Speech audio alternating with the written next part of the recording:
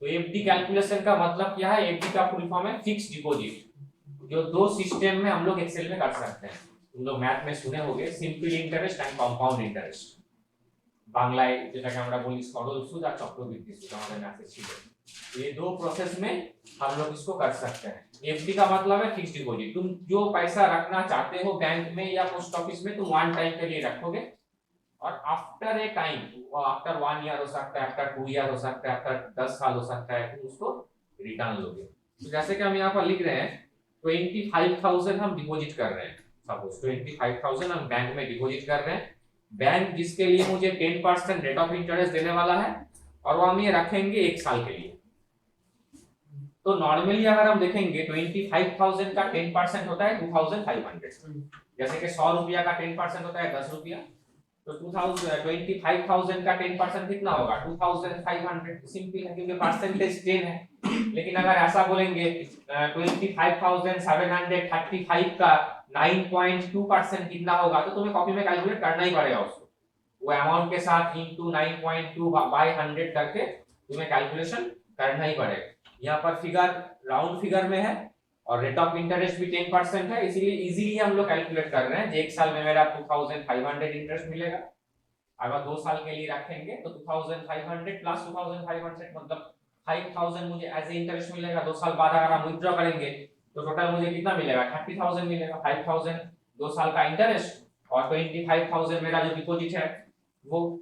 तो इसका जो फॉर्मूला है मैथ में जो तुम लोग सीखे हो अभी तक, वही फॉर्मूला तुम्हें अप्लाई करना है, कोई अलग कुछ नहीं है। सिंपल इंटरेस्ट का बात बता रहे हैं जो मैथ में किए हो। तुम अगर कॉपी में इसको करता तो क्या करता? 25,000 इंटू 10 इंटू 1 बाय 100, ये तुम्हारा मैथ का फॉर्मूला है। Principal into rate of interest into time divided by 100। यहाँ पर भी वही करेंगे, लेकिन यहाँ पर हम 25,000 नहीं लिखेंगे, यहाँ पर 25,000 का एड्रेस लिखेंगे B1 into B2 into B3। यहाँ पर मुझे डिवाइड 100 नहीं करना पड़ेगा क्योंकि हम परसेंट का सिंबल यूज कर चुके हैं। अगर हम ओनली 10 लिखेंगे तो 10 इंटू करने से बहुत ज्यादा हो जाएगा, तो मुझे डिवाइड 100 करना पड़ेगा एज पर मैथ। लेकिन यहाँ पर हम डिवाइड 100 क्यों नहीं कर रहे हैं, क्यों स्किप किए इसको? क्योंकि परसेंट का सिंबल यहाँ पर दिया हुआ है, परसेंट का सिंबल यहाँ पर दिया हुआ है। एंटर देने से तुम्हारा आ गया, जो जैसे हम बोल रहे थे 2,500 तुम्हारा आएगा, 2,500 आ गया।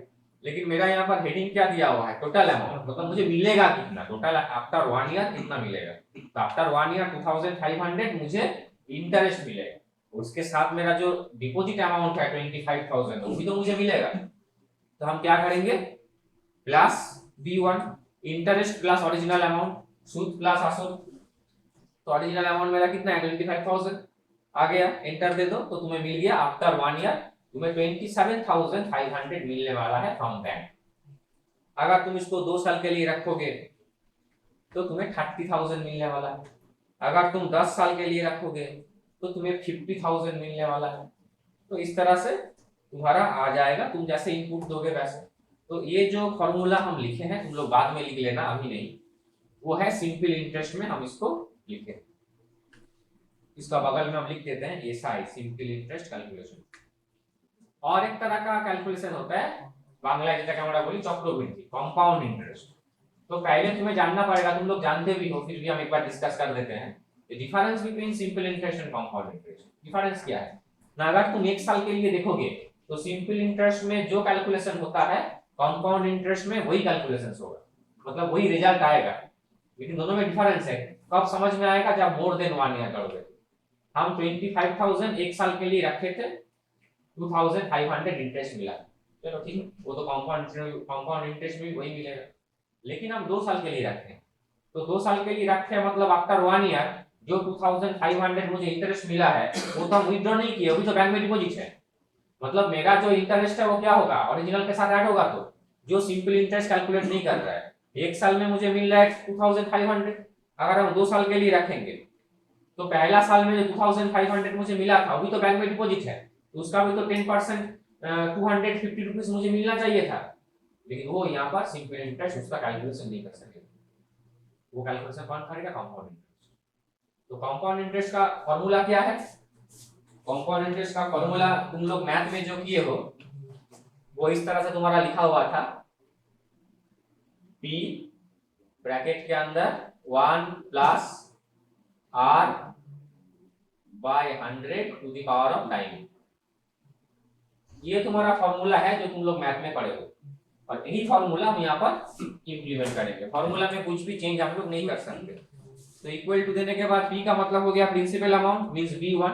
उसके बाद फॉर्मूला में ब्रैकेट स्टार्ट हो रहा है, कुछ नहीं है, मतलब मल्टीप्लिकेशन करना पड़ेगा इनटू के बाद ब्रैकेट 1 प्लस r का मतलब यहाँ पर हो गया रेट ऑफ इंटरेस्ट जो है मेरा b2 सेल में, डिवाइड बाय 100 फॉर्मूला में है लेकिन हम नहीं करने वाले हैं, समझा चुके हैं क्यों। Bracket close to the power of, power calculate करने के लिए एक्सेल में एक्सपोनेंट का सिंबल यूज होता है।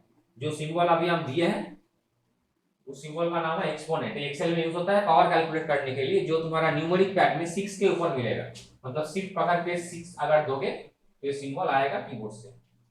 पावर कैलकुलेट कैसे होगा, टाइम मतलब तुम्हारा कितना हो गया b2 में तुम्हारा सॉरी b3 में तुम्हारा टाइम है, एंटर दे दो। आप दोनों में डिफरेंस देखो, सिंपल इंटरेस्ट में क्या दिखा रहा है 30,000, कंपाउंड इंटरेस्ट क्या दिखा रहा है 30,250, क्योंकि वो पहला ईयर में जो 2500 मेरा इंटरेस्ट मिला है उसका भी 10% 250 जो है वो मुझे यहाँ पर डिस्प्ले कर रहा है। लेकिन तुम अगर 1 साल के लिए देखोगे तो बहुत आर सेम, दोनों का आंसर सेम। अगर तुम 10 साल के लिए देखोगे तो बहुत ज्यादा ही डिफरेंस आ गया, एक में दिखा रहा है 50,000, एक में दिखा रहा है 64,000, मतलब कितना ज्यादा। देखो सिंपल इंटरेस्ट में तुम अगर दोगे तो ये जानना पड़ेगा तुम्हें, तुम बैंक में जब डिपॉजिट कर रहे हो, एक बैंक में बोला 10% देंगे और दूसरा बैंक में बोला 9% देंगे, तो तुम किस में रखोगे पैसा, जो 10% दे रहे हैं उसमें रखोगे। लेकिन तुम देखा ही नहीं इंटरेस्ट क्या दे रहा है, बाद में तुम्हें पता चला वो 9% कंपाउंड में दे रहा था और ये 10% सिंपल में दे रहा है। तो मार्केटिंग के लिए, प्रचार के लिए बहुत कंपनी बहुत अच्छा काम करता है, बैंक का बात नहीं बोल रहे, बहुत सारा फाइनेंस कंपनी भी है। तो तुम्हें वो भी तो देखना पड़ेगा जो परसेंटेज कैसे दे रहा है, तुम्हारा सिंपल में दे रहा है या कंपाउंड में दे रहा है। अगर तुम 1 साल के लिए करोगे तो करो सिंपल में जो 10% दे रहा है। अगर तुम 10 साल के लिए करोगे तो अगर वो तुम्हें 7% भी दे रहा है ना, 3% कम दे रहा है, तो तुम 7% में करो, प्रॉफिट ज्यादा आएगा 10% से। क्लियर। तो ये हो गया तुम्हारा simple interest and compound interest का कैलकुलेशन। ये दोनों को ही हम लोग बोलते हैं एफडी, बैंकिंग का टर्म में इसको बोला जाता है फिक्स्ड डिपॉजिट। ठीक है, यहाँ पर तुम 25,000 रखो या 25 लाख रखो या 1 करोड़ रखो, जो भी रखोगे एक बार में रखोगे और जब तुम्हारा रिक्वायरमेंट होगा एक बार में तुम उसको विथड्रॉ करोगे। इस सिस्टम को बोला जाता है एफडी, फिक्स्ड डिपॉजिट।